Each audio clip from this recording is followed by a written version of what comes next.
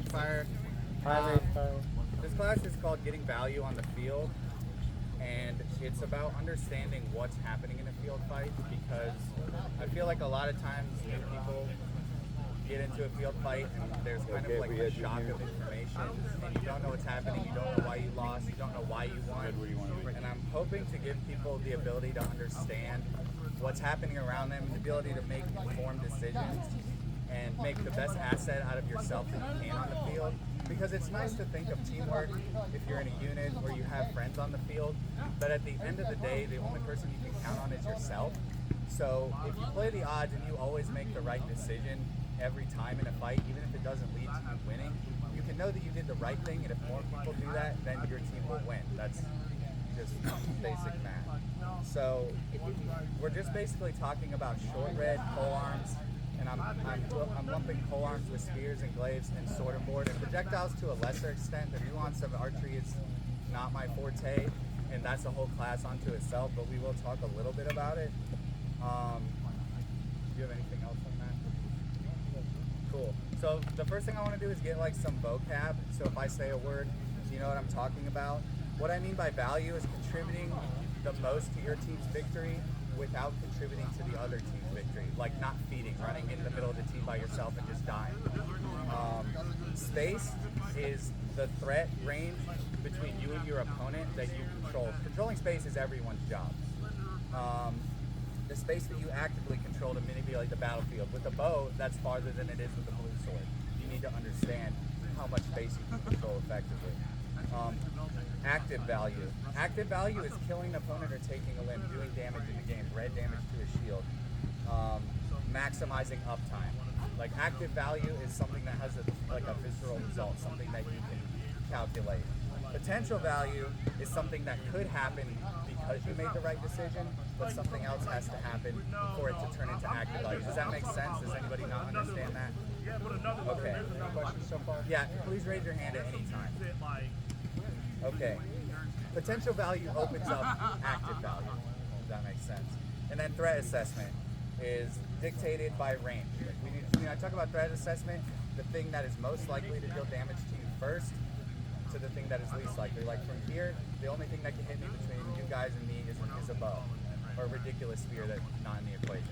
So the first thing you should be thinking about is the bow, then the spear, then the red, then the blue sword. Does that make sense? Like threat assessment is something you need to be doing on cooldown, like every couple seconds. What's the thing that's most likely to hit me right now, right now, right now?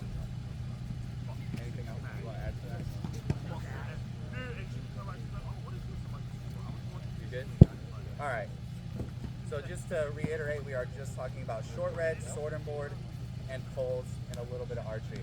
And we're breaking up short red and poles into front-facing shield and non-front facing shield, because there's a massive difference. So the way we're going to do this is basically break down a field fight into the different things that happen and what you can be doing to get the most value in all those phases.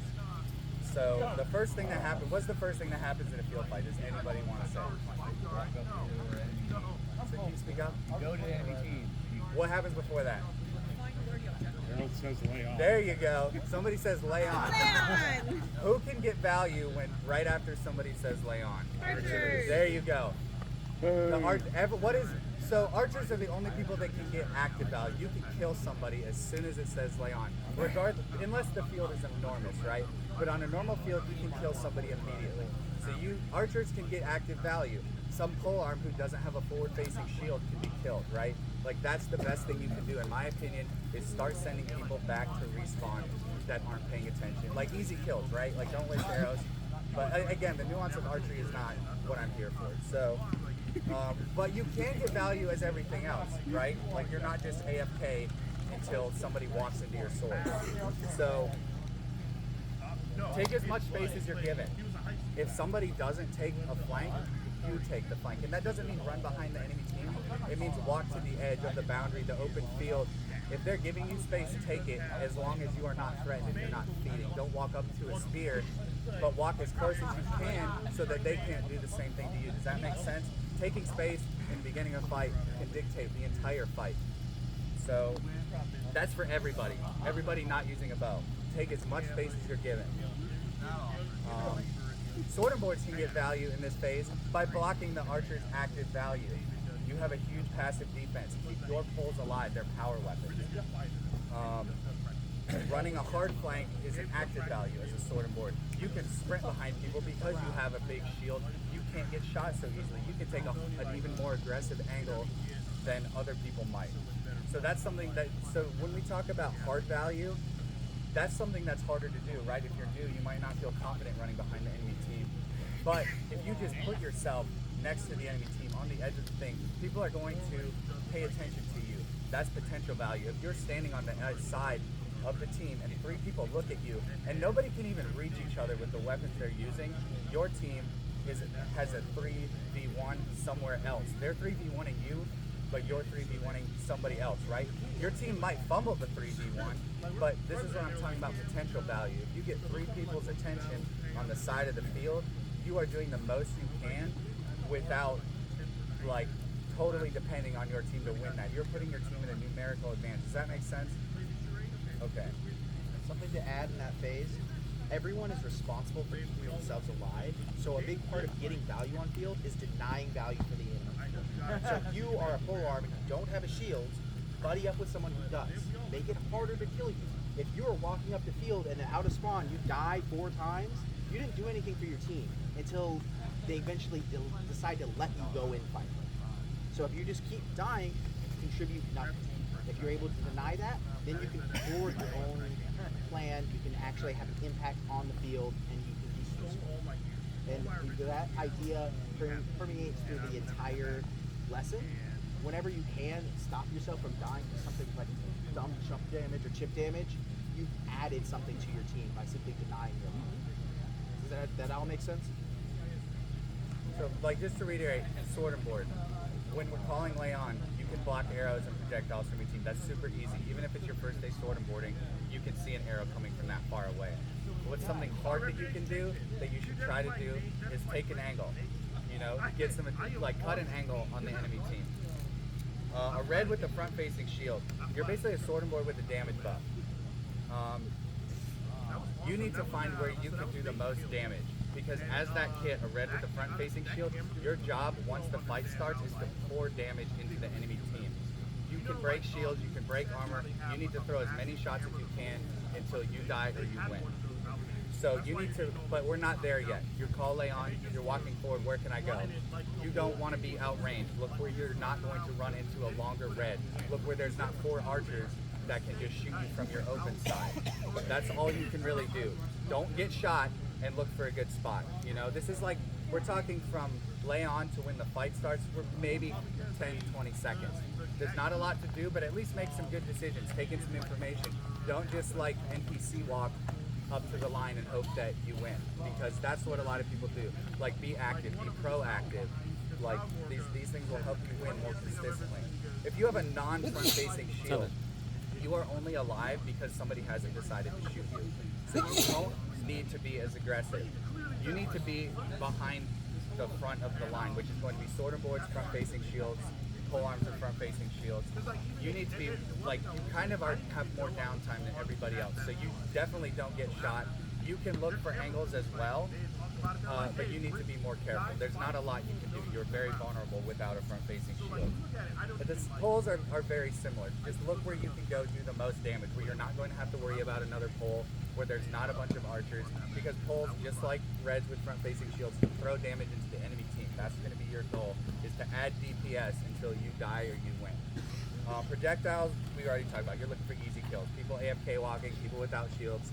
Like, you don't want to waste all your arrows and like feed ammo to the enemy team. Like this, like I said, the nuance of archery, like, go take an archery class. There's gonna be an archery class that there is on YouTube. But my point there is just you're the only one that can do damage. So if you can do it without just wasting all your arrows before the fight starts, go for it. That's pretty much all there is before, like between lay on and what we're gonna call the clash. And the clash is basically when the poles are in range of each other, because the longest weapons on the field dictate the range of the actual fight. Because with the sword and board short red, you're basically standing there until poles aren't keeping you from standing there. Like, you can actually do something. So poles aren't, at this point, pole arms are fighting for space. They're dealing damage as much as possible without taking damage. That doesn't mean extend and stab somebody and get shot. want to be doing as much damage as you can without dying. Your uptime is so important as a pole or a front-facing shield red. You don't. Do you have anything for that basic concept of the Clash? Dictated purely off launch weapons, and then your whole idea is just get those advantages. Go in, start getting value. Okay, like, you want to go and look for getting an advantage. Get hard value if you're on a pole arm, or assist someone in that spot to go and allow them to do damage. So this point, when the pole arms are the only one besides archers, at this point, assume archers are in play. Archers are always in play. You're always going to get shot. Like, full stop. Like, just assume this. So poles. This is the most valuable time for you because the sorting boards and the reds can't do anything if you guys are fighting each other. So the easy value you get as a pole in this point is chip damage, legs, arms, and I'm talking spears and reds. And always with the caveat that you aren't doing this in a way that's going to get you killed. You're taking easy shots. You don't step out in front of your line. You stand next to a sorting boarder and just throw shots. Throw leg shots if you have a long red. It's not glorious, but it's going to help you win. Chop the enemy team down. Take low-hanging fruit, people not paying attention. Somebody's like stabbing someone's shield, just stab them in the gut while they're not paying attention.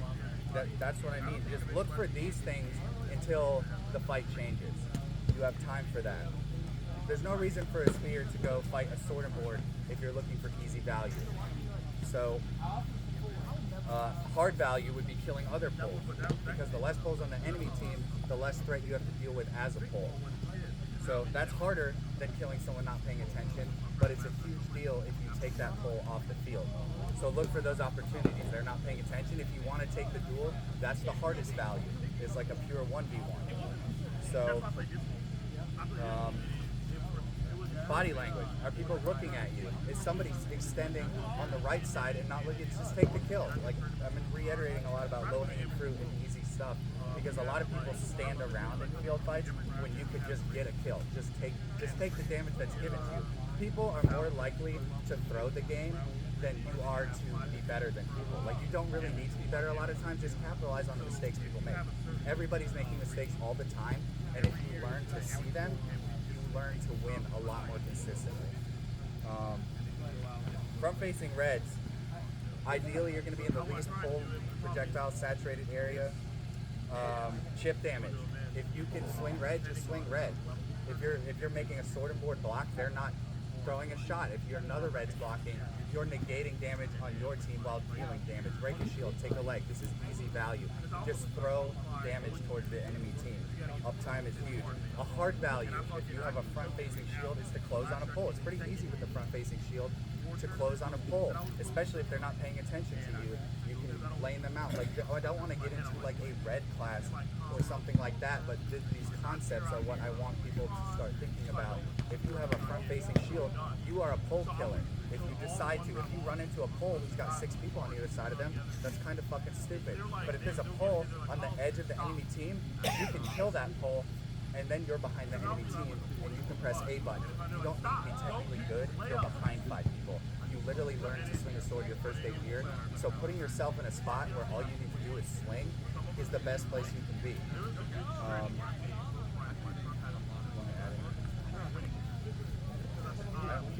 Kind of like, if you're on a pole arm, do damage. Yeah, exactly. If you're on you have a shield and you can take the 1v1 against the pole, then take the 1v1 when it's there and win, and then you're going to go into the game. A lot of this phase of the clash is all based around pole arms being affected, and of course archers always dealing damage and being safe from those archers. The next step when we get there is when that line breaks down, and that's where everyone can get a lot of value, and usually big swings happen. But at the point where we're just lined up against each other, you're looking to go and get pop shots or deny it. If you are on a board, block for your friends. If you are having a board, or you have a buffer, you can position yourself to deny people being able to step in. Or even so, if you have a longer red, you can go and use that to deny other red shots. You can put it in front of your friend's shield. As long as it's not going to expose you too much, and be like, now they can't swing a red shot because I'm deflecting. I can parry a spear, make it aggravating for them to go and get a shot. These little things like that, they contribute because, again, it's not just about getting something, taking an arm, it's denying them the ability to take someone's arm. Yeah, doing something. The whole point of this is always be doing something. Find a way to be active. Always be shooting. So if you are a red and you don't have a front-facing shield, you aren't on the line. Because if you are, you're only there because a spear or an archer decided not to kill you yet. You are alive by someone else's grace. Like, that's just the way the game is. So what you should be behind whatever the front line happens to be. We're not always in perfect shield walls. Like, the game just isn't like that. But you need to be out of range of poles and threads longer than you, and you need to be looking. This is where we talk about threat assessment, because you are an easy archer target. So you always need to be looking first at the archers and then making sure you're out of range of poles. So what can you do if you have a short red without a front-facing field? Watch for flankers. If somebody tries to break and run behind your team, you are the great person to go deal with them, because if they have armor or a shield, you have in-game damage to help deal with that. There's a lot of downtime as a short red without a front-facing shield. You are a lot of waiting for an opportunity and then hitting the gas pedal when it's presented to you. So you need to be taking in a lot of information without dying. That's your easy value. Your easy value as a short red is looking for opportunities to help your team without dying. You could do damage on the line if there's really no poles or projectiles, but there almost always is. It's just the way the game is. So another thing to look for is the lines don't always stay in a line. If part of the line moves forward and you can just turn and you're behind people, we're back to A button. You don't need to be good to kill 5 people who aren't paying attention to you. These are what you want to look for when you have a short red without a front-facing shield, because you go through all armor that people are wearing and you're behind people. Like, this is what you live for, is you stay alive until you can kill 10 people and then you go respawn, or you go back into your line and you look for these opportunities again. Any questions so far? Anything not make sense? Yes? Something else that should be mentioned is if you're a sword and board and we're at this point where there's a clash, one of the things you can do to get value is to fill gaps in the line so that you can deny. Oh yeah, keep going. Okay. The other thing is when people are pressing up, you get those kind of like corners in a line where you can suddenly get a break if you just fight that one person who's guarding that edge. And so that's kind of transitioning to the next concept when the line breaks down, but you can look for those opportunities. That's something that virtually every weapon set can do. Some weapon sets are a little bit better tuned for it. Like if you have a red, you can ignore a lot of things that would normally stop your damage. If you're on a blue and someone has armor, you have to hit them more. But it's still incredibly valuable when you get that pocket and you open it up. And so if you look for those opportunities, you look for someone stepping too far forward and now being out of position, you can jump on them. Look for feeders. People are going to feed. They get bored. Kill them. And the inverse of that is you can also press someone. Be aggressive. Have a presence on field. Especially if you're a pole arm. There's so many times where pole arms are pushed forward and you'll see 3 people move back when realistically those 3 people could probably kill that pole. And it might cost them 1 person. But because 3 people are afraid to fight the pole arm, now the pole arm has dictated all of the space of the entire field. And now they control the entire engagement. And it leads to a lot of losses because now all of their spawns that are coming for that pole arm are going to come back and support them. And now you're at a deficit, and it's so much harder to fight that person instead of just taking a 3-on-1. Literally, 3 people against that pole, or 3 people against a red. You can go and fight that, and you can win. Don't just sit there and be passive. You could say, hey, let's get this guy, but the goal is that for everybody to have that internal thought, let's get this guy. Like, you can count on people, you can try to get them to do things, but really you need to be making decisions and counting on yourself. Like, people will let you down. Another thing, sword board, you're out of range almost all the time. Like, you're kind of AFK, unfortunately. Like, long weapons just kind of rule the game right now. So, like he said, like, fill space. Res battles, we do a lot of respawn games almost always in the south. Something sword board is really good at is coming off respawn and filling holes. Like, the lines fall apart, people are shifting, go take space. Like, sometimes the enemy team is lazy about taking space that they have won by taking a side. Go fill the space. Always fill in space. You are a big passive defense. If there's a spear in front of you, it's very hard for them to kill you unless they're really good, but that's not what we're talking about. We're talking about, like, basics. So take the space that you're given always as a sword and boarder.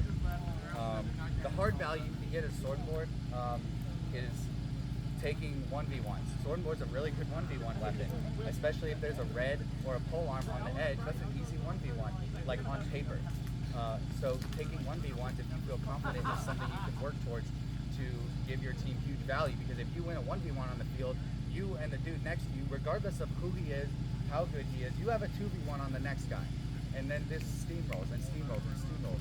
So it is hard to win 1v1s, like, especially if you're new. But this is something you need to like work towards, like the hard value. The easy value is standing in front of a spear all day and hoping they're good enough to win the game for you. And you should do that. You should totally stand in front of a good spearman.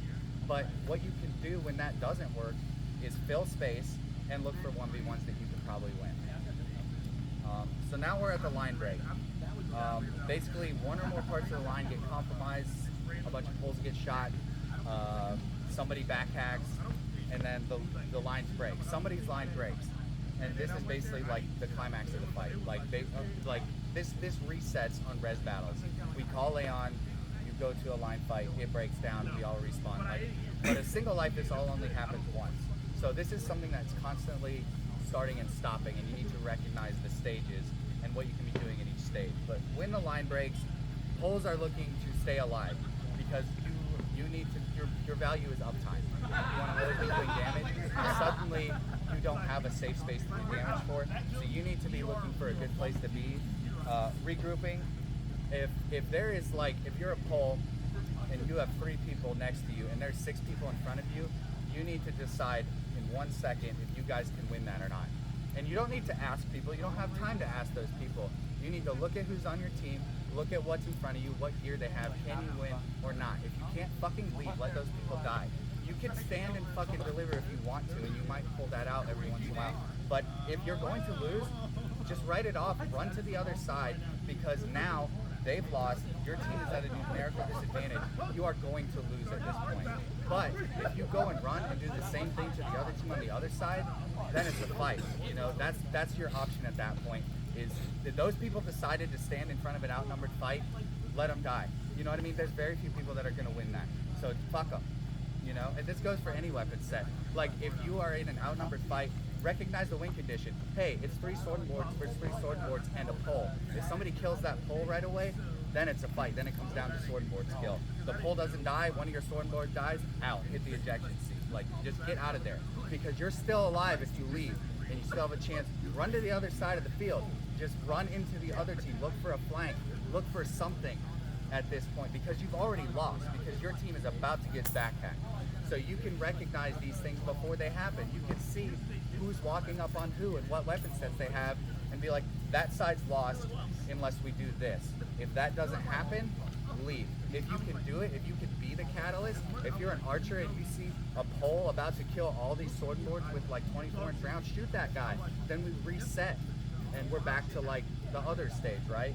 But that's the way you can get value. Don't stay in a losing fight. It sucks. Like, you're not contributing. You can do it if you want to. Go ahead. I was going to ask, as a sword and mortar, is there any actual hard value to staying in that to prevent the line from collapsing in on the rest of your team? Is there any... Yes, that's what I'm getting at. There is. If anybody didn't hear, what he asked is, as a sword and mortar, when the lines are clashing and you're collapsing, you're at the part where it's falling apart, what can you do? Is there value to stay there? That's what I'm getting at. You have to decide if there is. This is, you have to start learning to get the information. Are you outnumbered? Yes. Okay. Fuck no, you're not. On paper, listen, some people can fight outnumbered, but that's not what we're talking about. If you're outnumbered and you could say, hey guys, let's go, but if it gets to it, just fucking leave. Let people die. People. The whole point of this is the perfect situation would be if everybody in that little pool of you guys realized that you were about to lose and all ran to the other side of the line and forced the numbers advantage on the other team.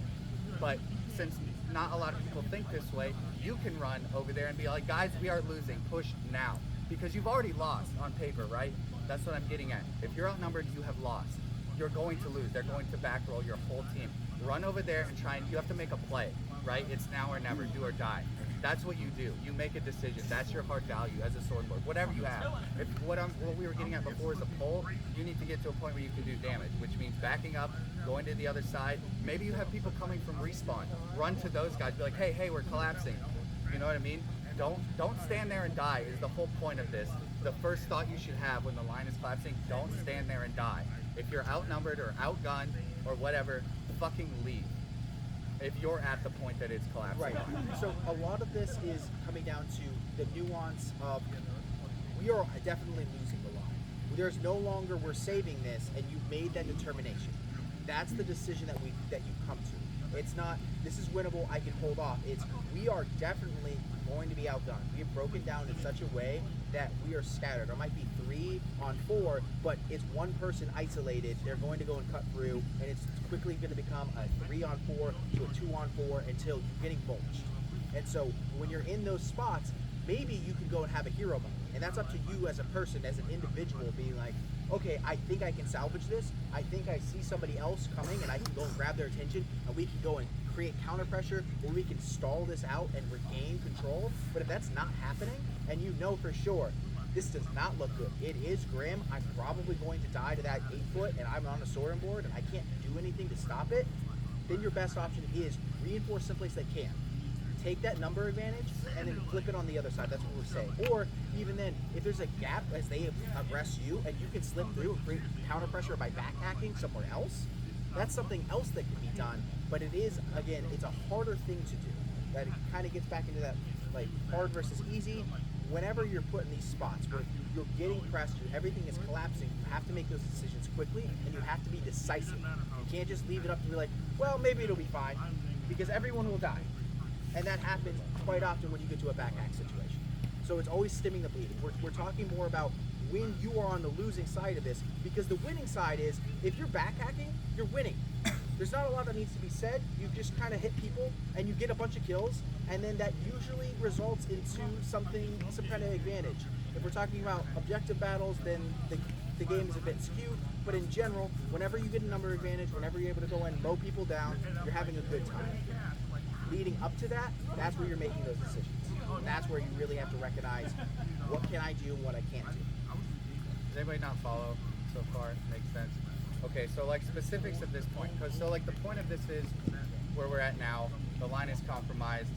On paper, your team is losing. We're only talking about the losing team because if you're at a numbers advantage, who cares? You won, great. Like 21v5. Like we don't need to teach you that, okay? Like everybody press A button on the 5 people standing and dying. Like that's not what we're here for. You're on the losing team. To preface this, we talked about pulls. Get to a position where you can do damage, because at this point you're probably doing something like this, and you're trying to back the fuck up, leave. That's all you need to do is get to a point where you can do damage. Whether that is running to the other side of the line, running to the people coming off respawn, whatever that means. That's because what most people do at this point, regardless of weapon set, is you stand and you die, like you said, 2v1 or 4v1, 5, like what you were saying. Yeah, 3v4, 2v4. Yeah, you just get whittled down. Don't stand there and get whittled down. That's the point of this. So front-facing shield with the red, you are the best person to slow this loss down as much as you can. It is a loss. Like, you are going to lose the outnumbered fight. But if you have a front-facing shield as a red, you can back up throwing the same damage that you can. A spear and a pull, at some point, the blades on those things aren't very long. But if you have a front-facing shield in red, you can back up throwing red shots and living longer than most people because you have huge passive defense and you have in-game damage. So you are the ones that can delay this while you're repositioning. You don't need to run until you can put your pole arm down and stab or swing. You can back up still doing damage and stem the like flow of like damage coming to your team. A hard value to do with that is the counterattack, like he was saying, to push a flank, to force a 1v1. If people are coming to you, take the fight, win, and then you're behind them. You have huge like counterplay opportunity with that weapon set. Same thing with the red without a front-facing shield. It's a little harder for you to deal with that because you don't have passive defense. But at this point, if you see this happening and you're close to it, but it's not happening to you, you can run behind those people and immediately stop that. You are one of the best people to do that with because you have in-game damage. You have more mobility without a front-facing shield. If you can get behind those people, you can win that easily. You can turn it off and reset it back to the line fight. Sword and board, just like front-facing shield, you can live a long time. You can defend yourself. You are not really going to go down very quickly. You should still be repositioning. You should still look to where you can turn this into a win because you're going to lose. You are outnumbered. what everybody, if you see the common thread here is that you are going to lose. Don't stand there and die. Like whatever weapon set you have, like we're trying to stress, these are the best things you can probably do. A polearm, you have to move. A red, you can stand and deliver with the front-facing shield. If you don't have one, you can get behind people, or just like the polearm, you can fucking leave. You can run to the other side of the field, and now you have a numbers advantage. And you're going to lose regardless, so just force it on the enemy team. It's now or never, or we stand here and we all die. Same thing for sword and board. Like a lot of this isn't like weapon style specific. It's just you need to recognize that this is happening and not be the people standing there getting slowly whittled down.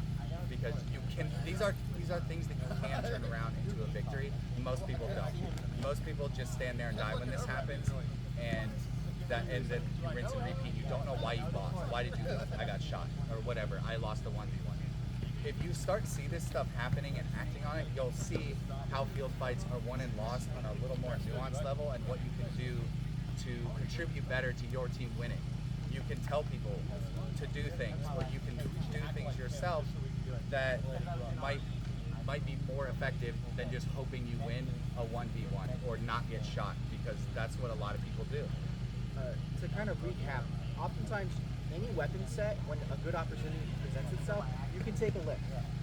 You're always going to be able to do damage. So these are things that, like if it's low-hanging fruit, to kind of recap back at that clash, that's always something you can do. And again, when we're talking about denying value, you can find those positions where you can stop them from taking that lane, or you can notice that someone's trying to overreach and deny them the ability to get damage or even kill them on their overreach. And so in those spots, it becomes very critical, because those moments kind of make or break.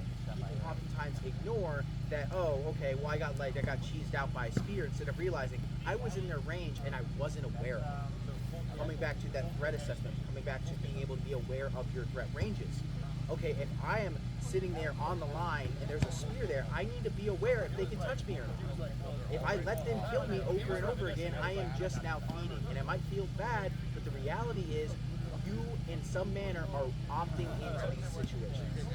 Anytime you can go and deny that situation, you stand a better chance of winning, and you have the ability to have more options down the line. So that's an important thread through all of this as well, is just pay attention to what are the things that I can stop my opponents from having. I want to take away what they can do, and I want to expand what we can do. If you take that hard flank and you get that win, great, you're doing really well for your team, but every time you stop that flanker from being able to go and get a back hack and run, you're doing a great job for your team. And it may not feel very effective, like I killed one person. Cool, I feel so bad because I just sat around and did nothing. But you contributed to that win because you kept your team pushing, you kept your team healthy, and you kept your team in a position where they can continue to win. They can continue to push that advantage. Are there any questions so far? Grab the next bit. What's that? So we do that 3 times. Oh, they're back there. Yeah. That was cool. I mean, at this point, it's just, if it's a one-life battle, it's over. You like some team won or lost. But if it's a res battle, this is resetting, right? Like the lines are reforming. You skip the lay on and the like part where the archers are the only ones doing damage. There's a line fight, and then you just go and you rinse and repeat. Don't walk up and be an NPC. See where you can do something and get value. Like always, the point of this is always be shooting, thinking about what you can do to contribute to win. Like flank, stop a flank, block an arrow, things like this.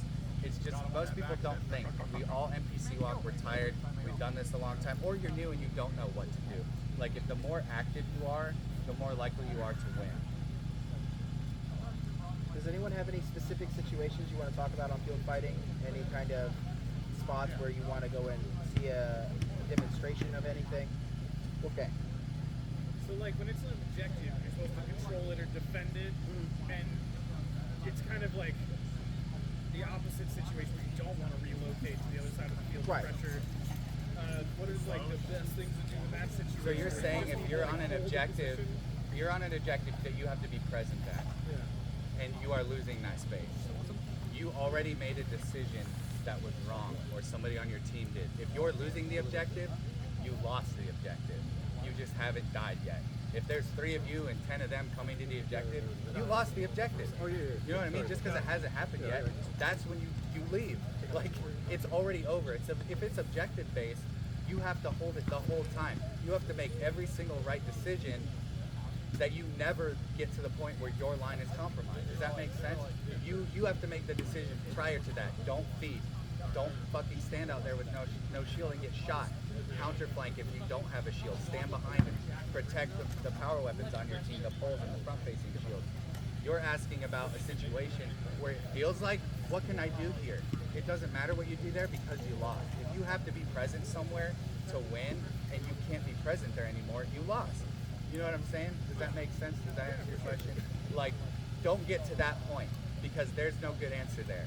I find myself trying to. That's incorporate where. respawn time. So if you're on an objective and you got to be present to win, and you lost that fight, then your only option is to go down swinging because you're going to go down. You can do it running away from 10 people, or you can do it in the middle of 10 people. It's up to you. Yeah, So, I find myself in situations where I end up like just kind of like pointing at people and not swinging because they will just stay far away and I can Well, just make yeah. 5 people stand still. what are you doing there? What value are you getting? Waiting for people to come No, back. And respawn. no. What are you doing if you aren't swinging at people? They're not killing you, but neither of you is walking forward. I'm holding 4 people. Exactly. You're holding space. It doesn't feel cool. It doesn't feel glorious. You didn't do a shoulder shot. You didn't like stab somebody, but you're still not losing. Yeah. And that's the thing. You have to be okay with what you're doing. Like you have to like recognize that winning isn't always, like he said, it's not always getting a kill or getting like actual damage. That's potential value. If you're controlling space, your team isn't losing. You're like, oh, I'm in this situation where I'm not doing anything. That's okay. Just make sure you don't feed until you can do something beyond that, until you can hit somebody. Just go ahead. Yeah. Does that answer what you're saying? Yeah, 100%. Yeah. Okay. I feel like a lot of people don't understand like line manipulation. So like when you're like stretching out the line, trying to find gaps in the locations, throwing the line in so that people get bunched together and it makes their limited range of like movements and strikes. So I mean it kind of focuses them all in one location. Like I say, there's space over here and they're just squaring up with other people rather than trying to move. Instead of, well, that goes, yeah, so that's a great example of taking space. If there's 4 people standing in front of 4 people, but there's no boundaries, all you have to do, if me and Wayward are this line, is walk over here. And now he has to decide, or if he's 4 people and I'm 4 people, you're taking this space without throwing a shot. That's all what you're saying is a complicated way of describing taking space. If he's not throwing shots at me and I'm walking forward, I'm taking space. If I'm backing up from him, regardless of what we're swinging or what weapons we have, you're giving space. So like the concept is what I'm trying to get across, because the meat and potatoes of it is the sword and board advanced class, the red advanced class, the archery class. That's where you learn to win those fights. That's not what I'm trying to get at. I'm trying to get at the point that people don't think like this and they stand around, and if you're new, you're going to see a more experienced fighter do something and you get an advantage, or somebody dies and you get an advantage, but you don't know why or what you could have done. So if you can walk forward, like what you're talking about, if there's free space, take it, regardless of what you have. That, like, you will hear me say this on the field, take the space we're being given, because they are giving it to you if they are not contesting it. If there's 4 people backing up from a spear or a red or whatever, take it. Just take it. Just walk forward. Whatever objective, whatever. Walk to their spawn. There's no rules currently in the game to prevent you from standing on their spawn door. Go to the spawn door. If there's a capture the flag, somebody on your team's going to grab the flag and run it. Walk to their spawn People door. are going to yell about it too, and it's going to distract other people. Yeah, exactly, and that's nuance, and that will happen. But like the point is, and you made a good point. Like, there's a lot of ways to say what I'm trying to say, and I'm trying to keep it simple. Right. So it's not wrong, but it's like, Oh yeah, it's just a lateral move. yeah, new people don't understand the nuances of collapsing a line, but that's a whole class on like whatever you're using, and there's a lot that goes into that. You know what I'm saying? Like what you should be doing is walking forward. You can walk forward and not feeding. Being a presence. Yeah, being a presence. Everybody can do it. Everybody can walk forward if there's no shot that can hit you, and just recognize that there's no. Swinging a sword, moving. Will Yeah, cause a walk distraction forward, for other people. swing your sword, take your shots. Like, you know what I mean? It can kind of be broken down even more. So that is a good point. But is there anything else that anybody wants to talk about? Reiterate? to kind of pick. Oh, go on. Ragefire, during the bridge battle, me and you fought a little bit. I went to stab you, I got your handle, you spun, got my ankle, and then you walked away. Was that you tactfully leaving? Yeah, I mean, there was 5 people in front of me, and Yeah. there was just me. I didn't die, At the but time, I was totally I'm dead on confused. paper if I stand still in a line fight with the red sword. So, like, you didn't kill me, I didn't kill you. Yeah. See ya. You know what I mean? Like, you know, that's what I'm trying to get at. It's like I know that I'm not going to win that. That's like a 5-foot wide tunnel. Like all it takes is for you could have bought that spear 10 minutes ago, and all you have to do is this, and the guy next to you has to do is this, and I'm gonna die. Nobody's that good. Yeah. So don't stand there. You know what I mean? That's what I'm trying to get at, is recognizing these things. Like, just don't feed. Whatever that means, don't feed. Yeah. That's what But when somebody does feed on the enemy team, capitalize on it. Another question. Is there, like, when there's a fight without boundaries, are usually like awkward situation when there are 2 people, like for example, 2 people trying to flank, and then there are 2 people trying to protect that flank, and then they just go further and further away from the major fight. So like from the main field, so for example, the lion's here, and then there are just like 4 people fighting over there because they're both trying to flank. So what would be the best situation to do when it's there? Is it just like, is it better to pull back to the main field, like to where the main like line So of if fight is? if anybody didn't hear, you have flanking happening on one team, and that team is trying to counter flank, and you're one of the people that is not involved. That's what you're asking. You're not in the flank, and you're not counter flanking. Like, what's the best thing for you to do? Well, let's look at what's happening potentially. There's 4 people on the enemy team and 3 people on your team. They need help. Okay? Go make it an even fight if you can. If there's 10 people over there and 2 people over there, they're fucked. You have an advantage though, because 10 people, say that they're even teams on, the Herald did their job and it's balanced. So 10 people for the enemy team are all over here. So they're missing 10 people on their line. Go to the line where you have an advantage and start hammering it, because as soon as those 2 people get killed, you guys are going to lose. So you have to make an assessment, and it's quick. It's like 1 second. It's like, 10v2. That's fucked. I can't help win that. You don't have there's no weapon set that wins that. You're like, nobody's that good. So just, they fucked up. Why are they in a 2v10? Let them die. Try to win the numerical advantage that you probably have, or because you're already lost, right? Like, that's a loss that's going to happen. You have to recognize what it is. But if it's not, if it's a 3v4 or a 4v4, go make it a 5v4. Go shoot somebody. Run up and because if you're the person that sways that number in your advantage, if you're the 5th person and they have 4 people, that means there's somebody on that team that has to deal with you or another person. One of you gets a free shot. Does that make sense? Like, if you can sway it in your advantage, then you should go over there, and then you guys win, right? You have 5 people behind them. They got 4 people walking to spawn. You have to take that information in real fast and make that decision. What can I do? If I can't help this win, then we are going to lose if I don't make the rest of the fight win. Because if we have a disadvantage here, we should hopefully have an advantage somewhere else. And if not, then you already lost, and it's just going to play out and you lose, right? These are all things. Does that make sense? There's a lot of things that are guaranteed, and you just have to recognize this is guaranteed, this is guaranteed, this is not. Wherever something is not guaranteed is where you want to insert yourself, right? So a 5v5 on paper is not guaranteed. That's even, right? Like, regardless of who those 5 people are.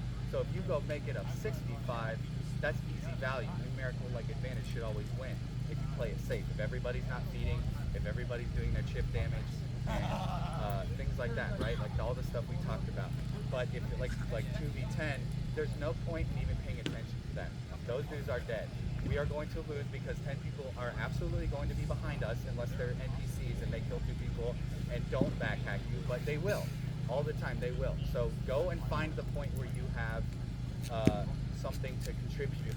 You know what I mean? If it's not there, it's somewhere else. And if it's nowhere else, if your whole team's collapsing, then you're just now realizing that you guys lost the fight. Do you see what I'm saying? Does that answer your question? Yes, thank you. Yeah. If you are on that flank, we'll say the same situation, 4v4, you're the one on the flank, do you treat it as a new line form Yes. and go through the stages? See, now you're thinking like that. What is the weapon dictating the range? Is it a red? Is it a pull? Am I on the edge? Is somebody going to shoot me? Like threat assessment, things we're talking about. If I'm not going to get shot, can I do chip damage? Can I hit somebody in the leg without dying? Then you do these things, these easy values and hard values.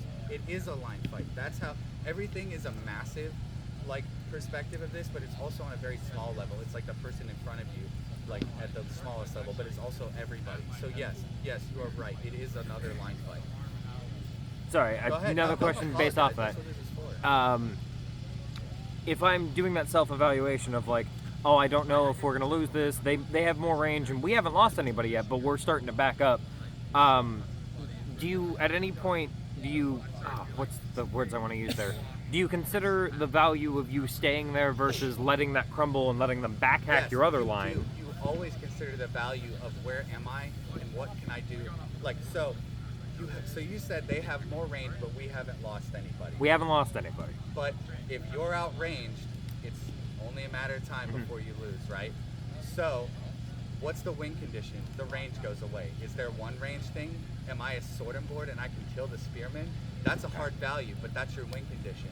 You make that decision, I'm going for the win condition. If you lose that fight, then that just comes down to your practice, right? But you have to make those decisions like, if there's 4 polearms versus 4 sword and boards, then the polearms just throw damage out until the sword and board is break range, right? Like, you have to take all the information in. What's the win condition for this? If it's even, what's our win condition? Even if it's uneven, right? But like what you're saying, if you're that guy, you do look for that win condition. And if there isn't one, you can be like, hey guys, we are going to lose. I'm out. Like, run. You know what I mean? Gotcha. Like, if you're outranged, fucking leave. And your team, hopefully they took this class or like recognize that. Do you see what I'm saying? Like, there are times when you can see something, oh, we're all gonna die. You could stand there and die and try to learn how to fight 1v4, or you can leave and go add yourself somewhere else and hope that To that's the actual line Because and- what happens gotcha. when those 4 people kill those 4 people? Then those 4 people can continue to take space Yeah, and collapse exactly. on the line. They take the space that is Now vacant.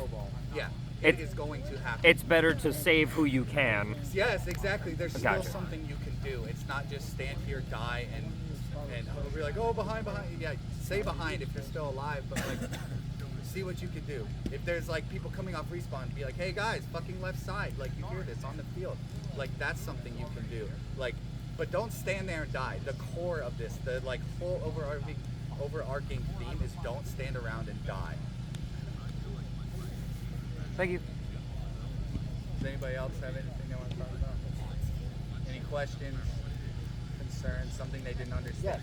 Okay, so as a single blue, when you're playing single blue, where do you best fit into take space? Is it at the line or is it behind the line? Behind the line, you're going to have to go and counter flank. You don't have any passive defense when you're on a single blue, so you're either going to have to find hard value in fighting someone with a similar range, or you're just going to have to play. The reality is, unless you're incredibly good at single blue, you're probably not going to be killing people who are just have more range than you. And so by stepping up on the line, as soon as one spear's there, you're just waiting to die. Again, with that example of being a red sword without a forward-facing shield, you don't have a lot of luxuries. You're just there to try to create counter pressure or to take an opportunistic attack and be like, I got something, cool, I'm gonna go and find another spot where I can take something and just keep rinsing, repeat, and that's where you're gonna get all of your value from.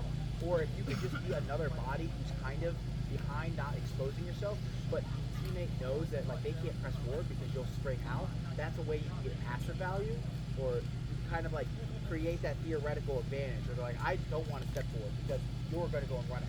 And so it holds that space by simply existing, you know? You just have to be more nuanced and careful where you're going. But don't be discouraged.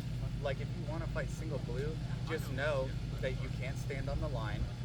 You are at a disadvantage against every other weapon set besides a single blue. So your job and your focus is don't get shot and counterflank. And if the enemy team gives you a chance to flank, take it. That's all you can do. You have 3 things, right? Like, don't feel bad about using a single blue. Just hard focus on those things, because you don't like, how do I fight 4 sword boards with a single blue? You don't. There's no answer. You know what I mean? How do I take space? You don't. The spear is there. The archer's there. You don't. Like, just take solace in what you can do and hard focus that. I just wanted to add on to single blue. Have a javelin.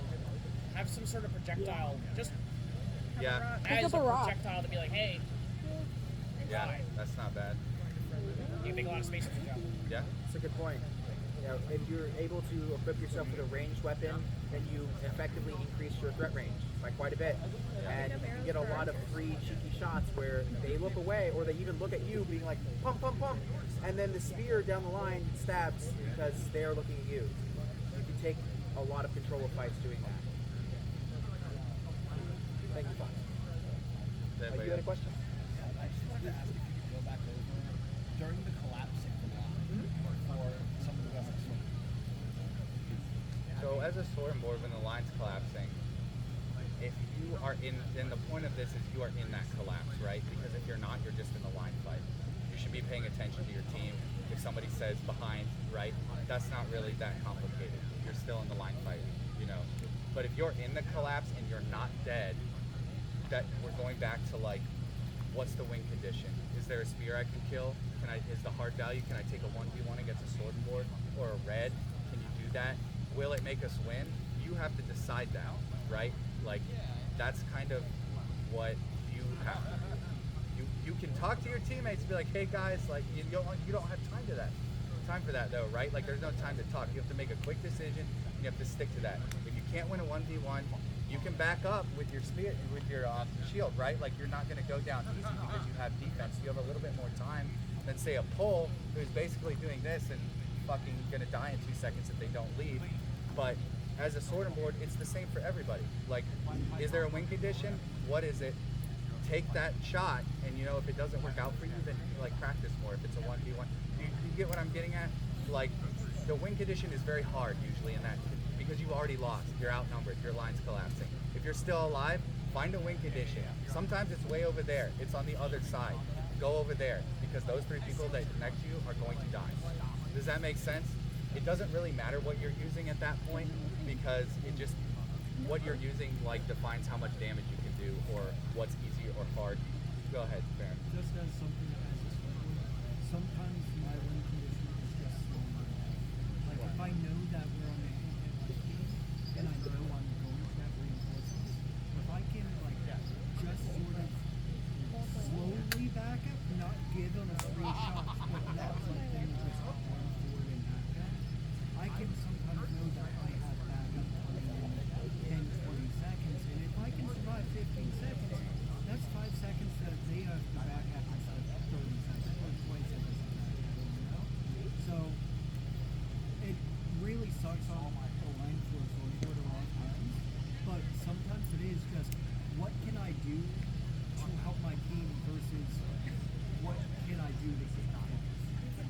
And that's something to keep in mind. Did everyone hear what Farron said? No. Okay.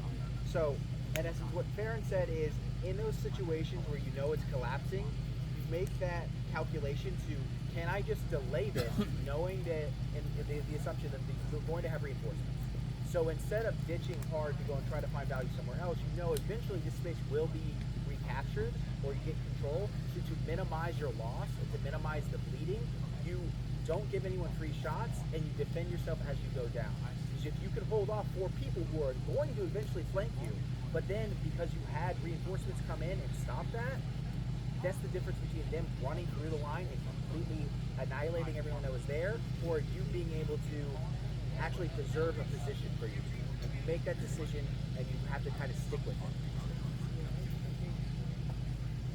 I think that's got to be time for us. I hope that this was helpful. If you ever want to talk about it, hit me up. Come find me afterwards or whatever. Thank you all for coming.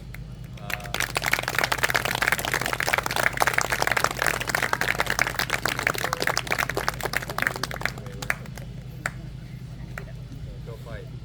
Yeah. Go do that.